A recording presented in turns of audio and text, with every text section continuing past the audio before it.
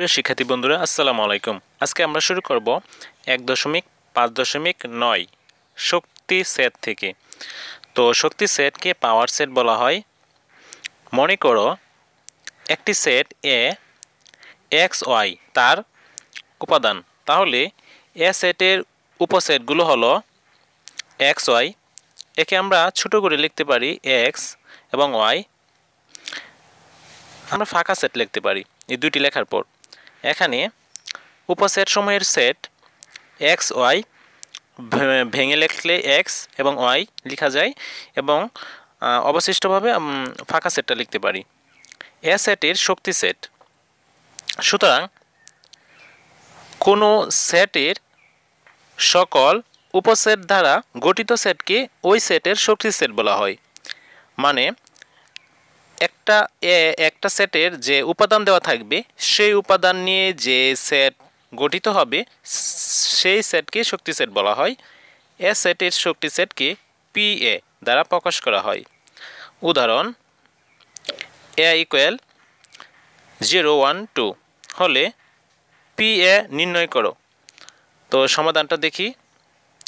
এখানে সেট এর উপাদান 0 1 2। উপসেট যেভাবে আমরা সাজাতে পারবো, প্রথমে আমরা তিনটা একসাথে লিখে নিব 0 1 2, তারপর 1 2, তারপর 0 2 0 1, তারপর আবার একটি করে লিখতে পারি আমরা 2 1 0 ফাঁকা সেট। এই উপাদানগুলো আমরা লিখতে পারি এ সেটের উপাদান।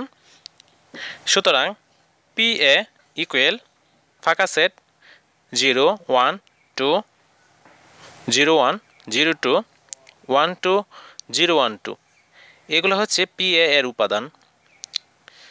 তো নিচে দেখো জোড়াই কাজ। নিচে সেটগুলো শক্তি সেট বের করো। একটা করে দেওয়া হয়েছে। দেখো এক নাম্বারটা এ ইকুয়াল ফাঁকা সেট। এখানে এ এর উপসেট একটি ফাঁকা সেট, সুতরাং পি এ ইকুয়াল ফাঁকা সেট। এখানে এর উপাদান ফাঁকা সেট দেওয়া আছে বিদায়, সুতরাং পি এ ইকুয়াল ফাঁকা সেট লেখা হয়েছে। তো 2 এ বলা হয়েছে বি ইকুয়াল এ, বি সেটের উপাদান এ। চলো এটা আমরা দেখে আসি। তো আমরা দেওয়া আছে বি ইকুয়াল এ, এখানে বি এর উপসেট এ, সুতরাং পি বি ইকুয়াল এ এবং ফাঁকা সেট এই দুটি উপাদান আমরা লিখতে পারি। তারপর আমরা 3 নাম্বার ডাকটা দেখি। একটি কলমদানিতে একটি কলম, একটি পেন্সিল এবং একটি রাবার আছে। এদের দ্বারা গঠিত একটি সেট সি। তো চলো এটার কাজটা আমরা করে ফেলি। আমরা লিখতে পারি এখানে সি কলম পেন্সিল রাবার। সি এর উপসেট সমূহ কলম পেন্সিল রাবার, তিনটা উপাদান। এখন আমি দুইটি উপাদান নিয়ে লিখব, কলম পেন্সিল, কলম রাবার, পেন্সিল রাবার, কলম পেন্সিল রাবার, একটি করে লিখলাম। তারপর আবার ফাঁকা সেট দিয়ে দেব।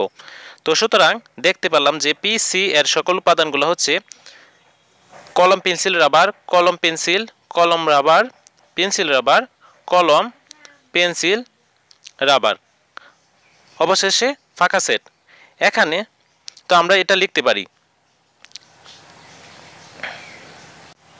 চলো আমরা পরবর্তী পেজে চলে যাই।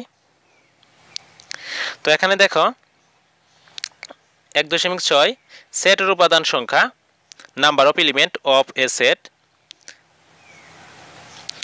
সেটের ব্যবহার, সেটের উপাদান সংখ্যা গুরুত্বপূর্ণ ভূমিকা পালন করে।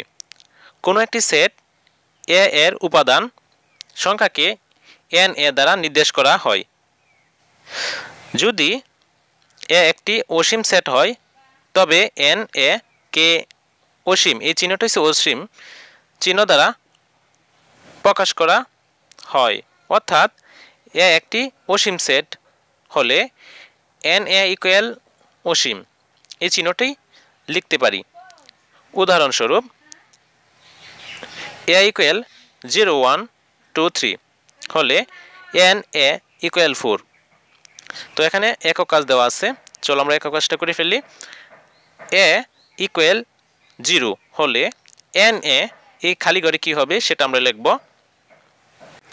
এখানে দেখো এ সেটের একটি উপাদান রয়েছে, তাই এন এ আমি এখানে 1 লিখব।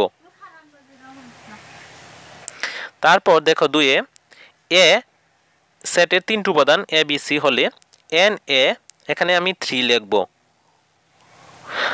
তারপর 3 দেখো এ ইকুয়াল ফাঁকা সেট হলে এন এ এখানে কি হবে 0 লিখব। এন সকল স্বাভাবিক সংখ্যার সেট হলে এন এন কে আমরা কি লিখতে পারি অসীম সেট। অসীম সেট আমরা কিভাবে লিখব, ওই চিহ্নটার মতো।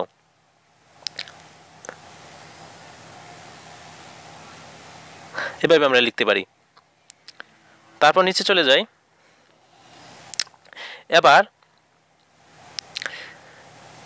তাহলে শক্তি সেটের উপাদান সংখ্যা দেখে নেওয়া যাক। লক্ষ্য করো কোনো সেটের উপাদান সংখ্যা n হলে সেই সেটের উপসেট সংখ্যা হবে 2n, 2 পাওয়ার n। সুতরাং শক্তি সেটের উপাদান সংখ্যা হবে 2 টু দি পাওয়ার n। তো আমরা এটা জানি, আমরা যদি উপাদান সংখ্যা 3 হয় তাহলে 2 উপরে আমরা 3 বসাই দিতে পারি। আমরা এই কাজটা আরো আগে করে ফেলেছিলাম। 2 উপরে যদি 3 বসাই তাহলে আমাদের ফল আসে 8।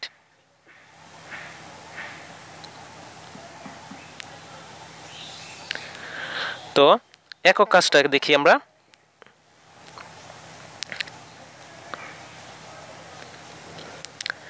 এখানে a ইকুয়াল 0 1 2 3 4 হলে পি এ নির্ণয় করো।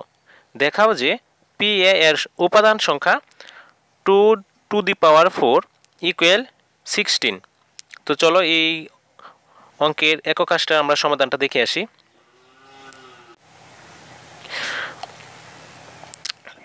দেখো আমি লিখেছি এখানে এ ইকুয়াল 0 1 2 3। তো এর উপসেট সমূহ এখানে আমি এভাবে লিখতে পারি। প্রথমে 4টি আমি লিখে নিব 0 1 2 3, তারপর একটি কমিয়ে লিখব 0 1 2 3, তারপরে আবার 0 1 3, 3টি করে লিখব 0 2 3 1 2 3। আমি এখন 2টি করে লিখব, 2টি করে লিখতে পারি 0 1 0 2 0 3 1 2 1 3 2 3 0। এখন আমরা আবার একটি করে লিখে নেব 0 1 2 3, অবশেষে আমরা ফাঁকা সেট দিয়ে দেব। তো এই উপাদানগুলো আমরা এই সেটের উপাদান থেকে পেয়েছি। তো সুতরাং পি এ ইকুয়াল উপরে যা লিখেছিলাম সবগুলো মান এখানে উপাদানগুলো লিখে নিব। এখানে মোট 16টি উপাদান রয়েছে। তো আমি এখানে লিখতে পারি এখানে পি এর উপাদান সংখ্যা 2 টু দি পাওয়ার 4 ইকুয়াল 16 দেখানো হলো। তো শিক্ষার্থী বন্ধুরা, আজকের ভিডিওটি এই পর্যন্তই। তোমরা যারা আমার চ্যানেলটি সাবস্ক্রাইব করো নাই তারা সবাই সাবস্ক্রাইব করে রাখবে। পরবর্তী ভিডিও পাওয়ার আগ পর্যন্ত সবাই ভালো থাকো, সুস্থ থাকো। আসসালামু আলাইকুম।